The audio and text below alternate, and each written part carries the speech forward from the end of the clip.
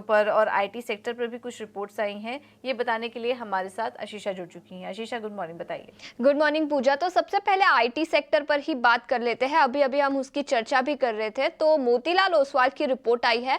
याद रखें, पिछले 1-2 साल की बात करें तो कोविड के बाद स्लोडाउन के चलते आईटी सेक्टर में अंडर परफॉर्मेंस दिखा है, लेकिन अब मोतीलाल ओसवाल का मानना है कि ये अंडर परफॉर्मेंस रिवर्स होता हुआ नजर आ सकता है।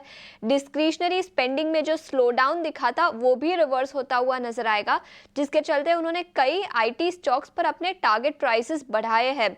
तो TCS, Infosys, HCL tech, Coforge, tech Mahindra, सभी स्टॉक्स पर उन्होंने टारगेट प्राइसेस बढ़ाए हैं। तो कई ब्रोकरेज रिपोर्ट्स आई है आज आईटी सेक्टर पर और कई सारे स्टॉक्स फोकस में रहेंगे। इसके अलावा एसबीआई लाइफ की बात करते हैं। यहाँ पर इनक्रेड की रिपोर्ट आई है। उन्होंने स्टॉक को अपग्रेड किया है, एड की रेटिंग दी है और टारगेट प्राइस बढ़ाकर अब 2150 रुपए प्रति शेयर का कर दिया है। उनका मानना है कि अब मार्जिन्स बॉटम आउट हो चुके हैं। सरेंडर नॉर्म्स जो अभी अभी रिलीज हुए थे उसका ज़्यादा इम्पैक्ट एसबीआई लाइफ पर नहीं दिखेगा और रिस्क रिवॉर्ड देखें तो उनको लगता है कि स्टॉक का रिस्क रिवॉर्ड काफ़ी फेवरेबल है। तो टारगेट प्राइस बढ़ाकर 2150 रुपए प्रति शेयर एसबीआई लाइफ इनक्रेड की इस रिपोर्ट के दम पर फोकस में रहेगा। निप्पॉन लाइफ पर सीएलएसए ने आउट परफॉर्म की राय दी है, 700 रुपए प्रति शेयर का लक्ष्य दिया है। उनका मानना है कि जो एसआईपी इनफ्लोज बढ़ रहे हैं मंथ ऑन मंथ बेसिस पर, उसके चलते कंपनी को फायदा होगा और एसआईपी के साथ साथ कंपनी ऑल्टरनेटिव इन्वेस्टमेंट फंड्स यानी एआईएफ और ऑफशोर बिजनेस पर भी फोकस कर रही है। तो इन दोनों सेगमेंट्स के चलते भी कंपनी की प्रॉफिटेबिलिटी पर अच्छा इंपैक्ट दिखाई दे सकता है। लास्ट में मैरिको की बात करेंगे। गोल्डमैन सैक्स की रिपोर्ट आई है। खरीदारी की राय 715 रुपए प्रति शेयर का लक्ष्य। उनका मानना है कि मैनेजमेंट ने कहा कि इंडिया बिजनेस 2 टाइम्स ग्रो कर सकता है, डबल डिजिट्स ग्रो कर सकता है FY25 में। फूड और प्रीमियम केयर सेगमेंट में 2 गुना ग्रोथ दिखाई दे सकता है अगले 3 से 5 साल में। इसी के साथ उन्होंने कहा कि ब्रांडेड एफएमसीजी सेगमेंट है, वहां पर भी अच्छा ग्रोथ दिखाई देगा। तो मैरिको पर गोल्डमैन सैक्स की रिपोर्ट 715 रुपए प्रति शेयर का लक्ष्य, इस स्टॉक पर भी अपनी नजर रखें। बिल्कुल।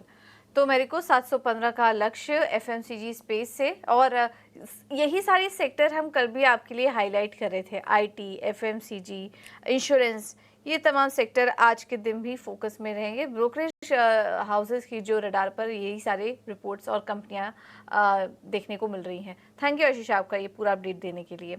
इसमें की रिपोर्ट आई है आईटी पर, वो धीरे धीरे करके ग्राफिक्स की फॉर्म में आ जाएगी। वैसे मैं बता देता हूँ, उन्होंने जो पॉजिटिव बोला है वो ही, और सारी चीज़ आप आराम से पढ़ लेना।